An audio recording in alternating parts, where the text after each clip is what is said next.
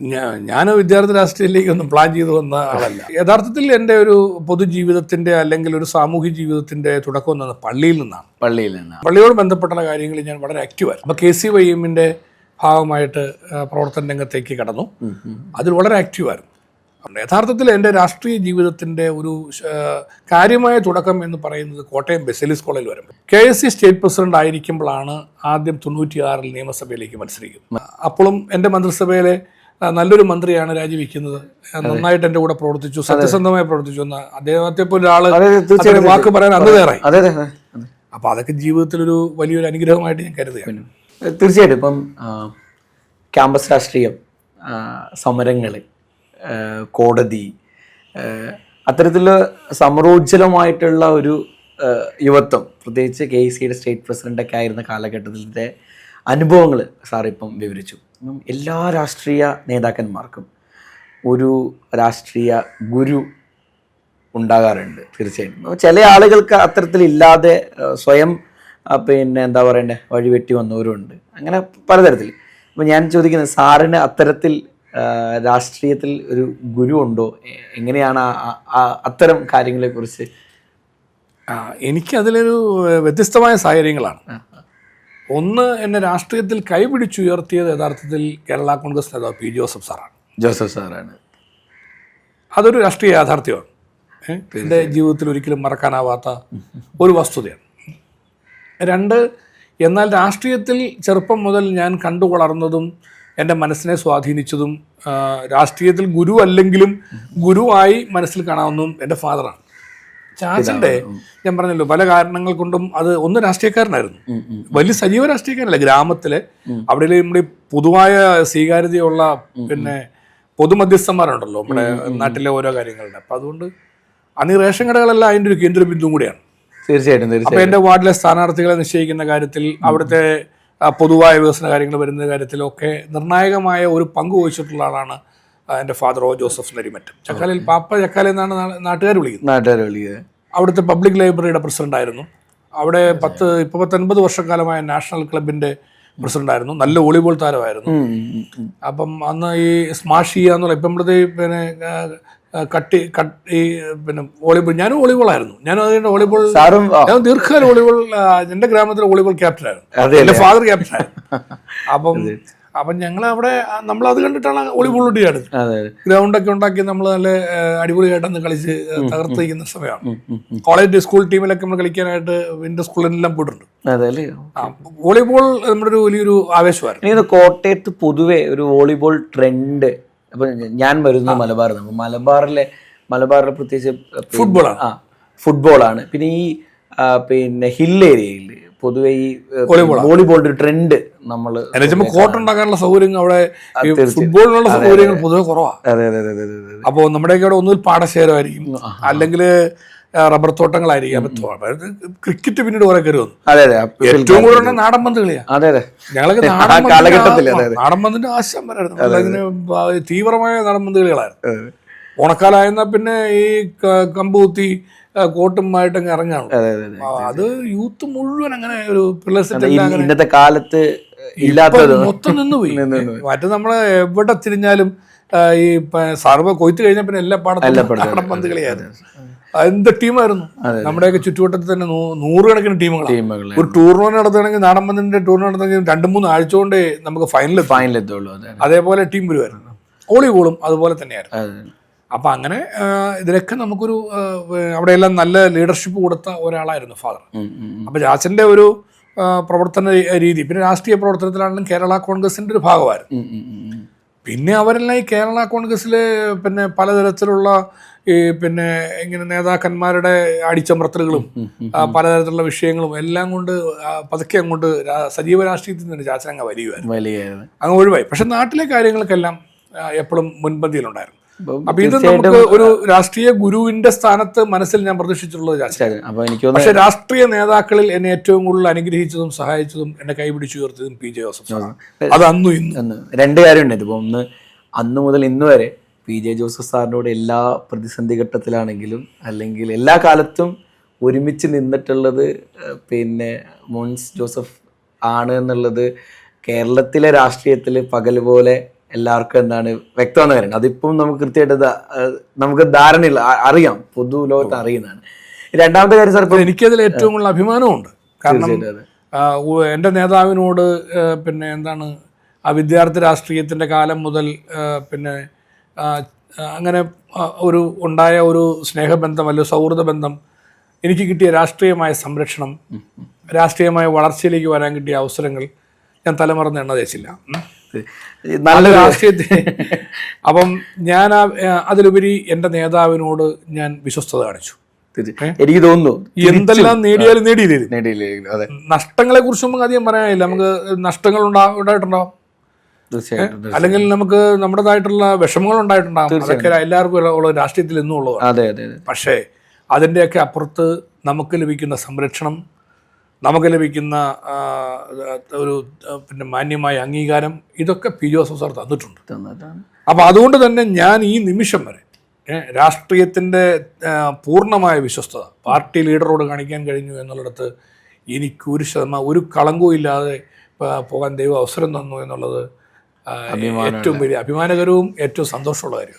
അതുകൊണ്ട് നമുക്ക് സ്വസ്ഥമായിട്ട് ഏത് നിമിഷവും ഈ ലോകത്തോട് ഇവിടെ പറയുന്നതിന് കുഴപ്പമില്ല. അല്ല സാറേ, എനിക്ക് തോന്നുന്നു ഇതേ ഒരു വികാരം അല്ലെങ്കിൽ ഇതേ ഒരു സന്തോഷം, അഭിമാനം ഒരു പക്ഷേ പി ജെ ജോസഫ് സാറിനുണ്ടാവും.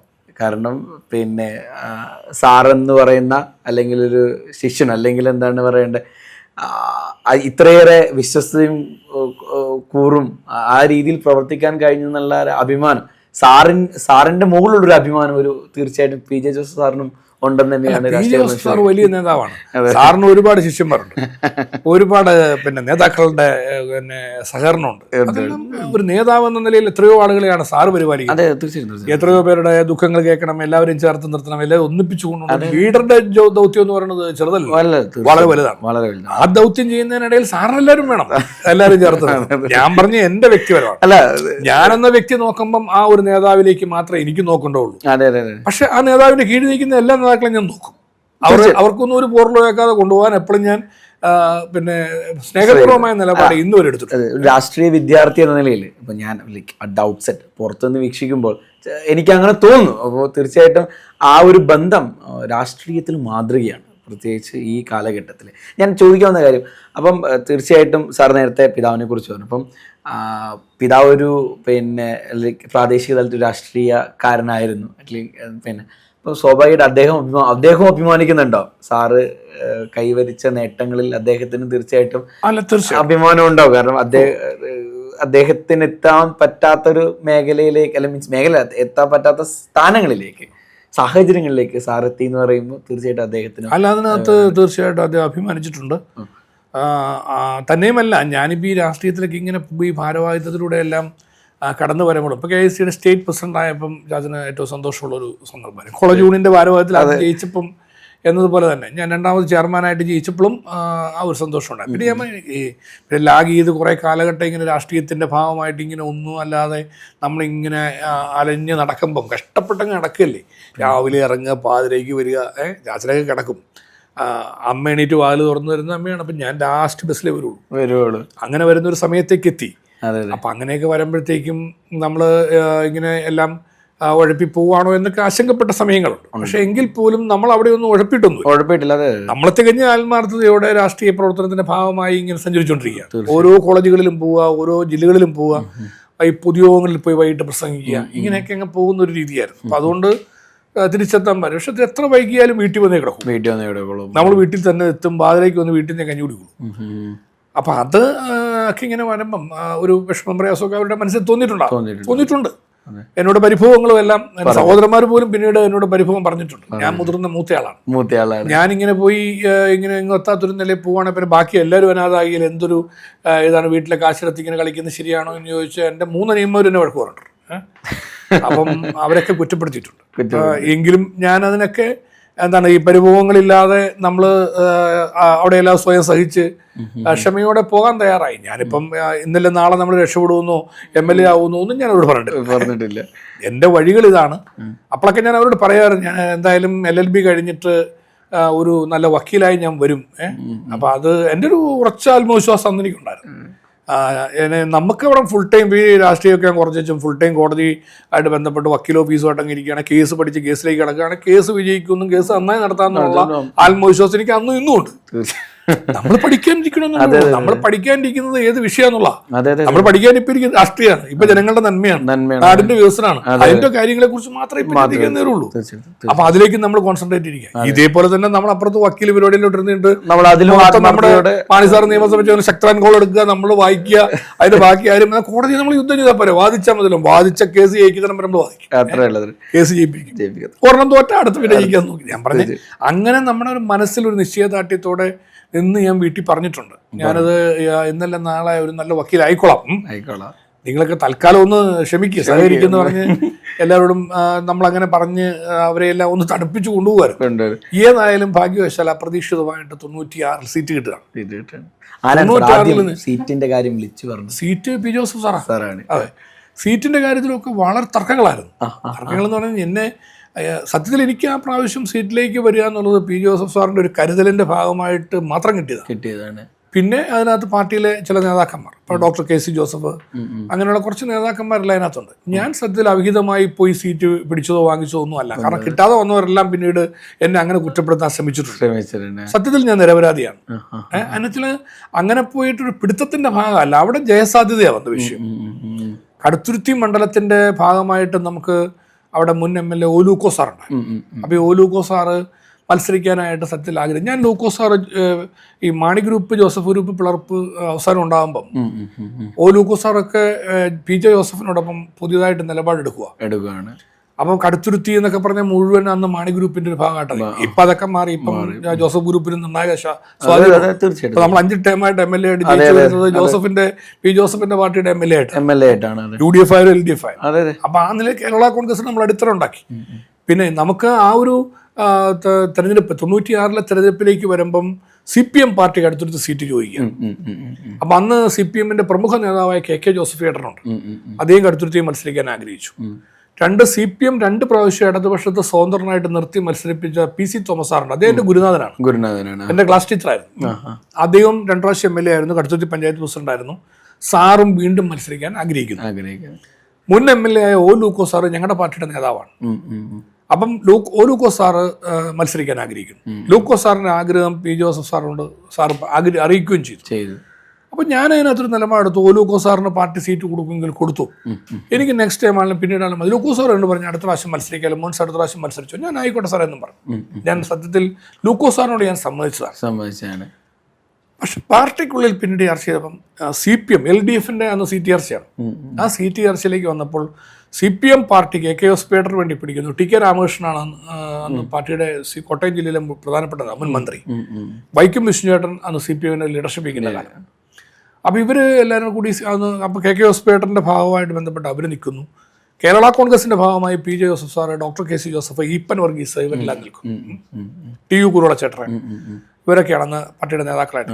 അപ്പം ഇവരെല്ലാവരും കൂടി സീറ്റിൻ്റെ കാര്യത്തിൽ ഇങ്ങനെ പിന്നെ പാർട്ടിക്ക് കിട്ടണമെന്ന് പറയുന്നത് ഇങ്ങനെ CPM വേണോ കേരള കോൺഗ്രസ് J വേണോ എന്ന് ചർച്ച ചെയ്ത് വരുന്നതിനിടയിൽ വന്ന ഒരു വിഷയം, ഈ CPM-ന്റെ ആയാലും കേരള കോൺഗ്രസ് ആയാലും സീറ്റ് ജയിക്കണമല്ലോ. അപ്പം ജയസാധ്യത സംബന്ധിച്ചുള്ള ചർച്ച വന്നപ്പം KK ഹോസ്പിറ്റൽ മത്സരിച്ചാലും ജയിക്കാനായിട്ട് ബുദ്ധിമുട്ട്. അപ്പൊ UDF-ലും പ്രശ്നങ്ങളാണ്. അന്ന് PM മാത്യു മാണി ഗ്രൂപ്പ് പിളരുന്നു. KM മാണി സാറിന്റെ നേതൃത്വത്തിൽ ഒരു പാർട്ടി, TM ജേക്കബിന്റെ നേതൃത്വത്തിൽ അടുത്ത പാർട്ടി. അപ്പൊ TM ജേക്കബിന്റെ കൂടെ PM മാത്യു, മാണി ഗ്രൂപ്പിലായിരുന്നു PM മാത്യു. മാണി സാറിനെ വിട്ട് PM മാത്യു TM ജേക്കബിന്റെ പാർട്ടിയുടെ ചെയർമാനാവും. അപ്പം സിറ്റിംഗ് MLA ആണ്. അപ്പൊ PM മാത്യുവിന് സിറ്റിംഗ് MLA-ക്ക് സീറ്റ് കൊടുക്കണമെന്ന് TM ജേക്കബ് ആവശ്യപ്പെടും. അപ്പൊ UDF അത് അംഗീകരിക്കും. മാണി സാറിന് സീറ്റ് നിഷേധിക്കുന്നു. അപ്പൊ മാണി സാറ് LDF-ൽ 2 ടൈം സ്വതന്ത്രനായിട്ട് നിന്ന PC തോമസ്, മുൻ MLA PC തോമസ് സാറിനെ, ഞാൻ പറഞ്ഞില്ല എന്റെ ഗുരുനാഥൻ ക്ലാസ്, അദ്ദേഹത്തെ പിൻവാതിലിലൂടെ ഒരു റിബൽ കാൻഡിഡേറ്റ് ആയിട്ട് മാണി സാറിന്റെ പാർട്ടി കൊണ്ടുവരാൻ ശ്രമിക്കുന്നു.